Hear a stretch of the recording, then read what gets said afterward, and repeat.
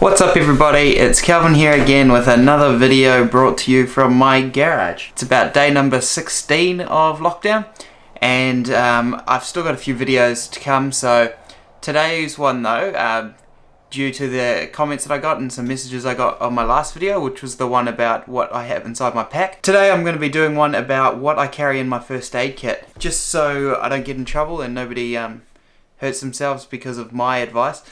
I'm not an expert on anything medical related. I'm just showing you what I've got in my first aid kit and what I use it for. There's plenty of other people out there. Go talk to a doctor, go talk to a paramedic, whoever you need to talk to. But I'm just going to show you what I've got in mind to give you guys an idea of what I take and what you guys might be able to take with you.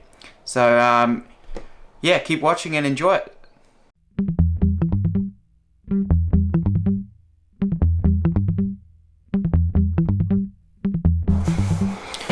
Alright, so first thing I'm going to talk about is the bag I carry it all in.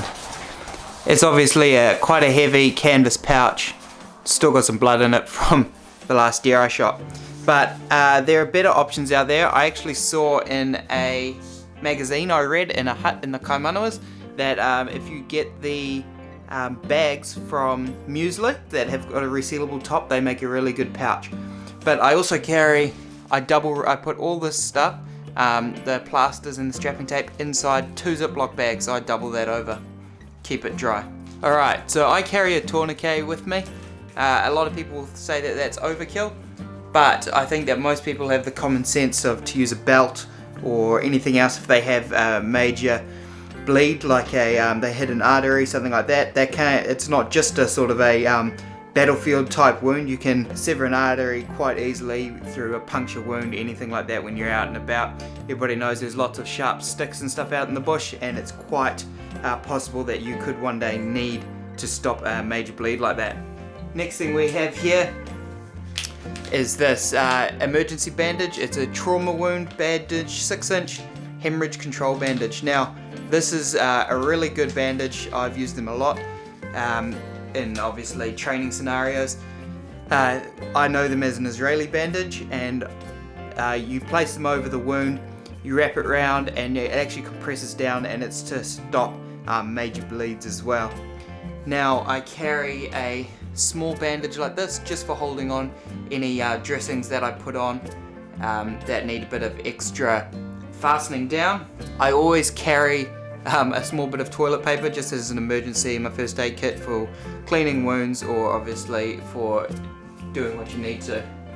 Iodine, it's an antiseptic solution. I just carry that with me, and I actually used it when I needed to dress my leg on my last Kaimanawa trip. It just helps obviously to keep any infection at bay. Now, emergency blankets. I carry 2 of them.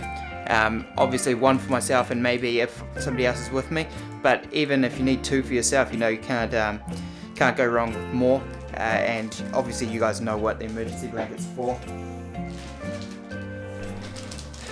This here is a wound dressing. I'll show you that.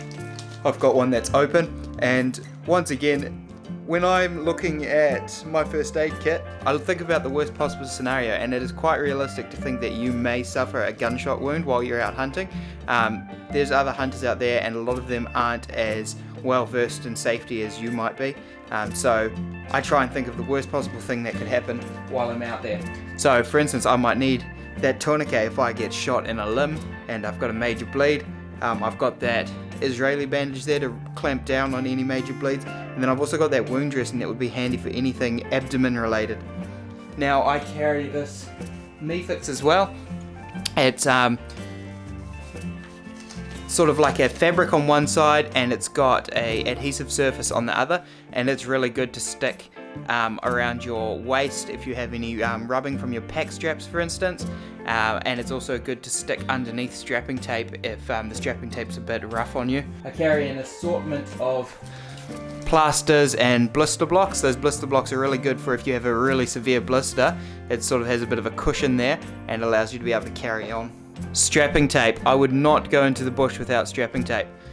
It's honestly one of the most versatile bits of first aid equipment that you can carry with you. You can dress obviously blisters on your heels, on your hips, chafing, you know, you can do so much with it. And then it's also versatile for if you need to fix anything up, any of your equipment. Yeah, awesome to take with you. Next I have a range of pills, Panadol for just obviously pain relief, and then I've got ibuprofen as well. Well, that's what's in my first aid kit. It's obviously not an exhaustive list, and your first point of call is a medical professional, obviously, when you're looking at building up your first aid kit. But that's just a sort of a little look into what I take, and like I said, I always am thinking about the worst possible scenario so that I've got the maximum chance of making it out of the bush safely and alive and back to my family. Once again, if you guys have got any additions or you want to say what's in your first aid kit, chuck it down in the comments below and sort of just let us know what you think about my list and what you would stick in yours. Also, watch my other videos, like and subscribe to the channel, and I'll see you next time.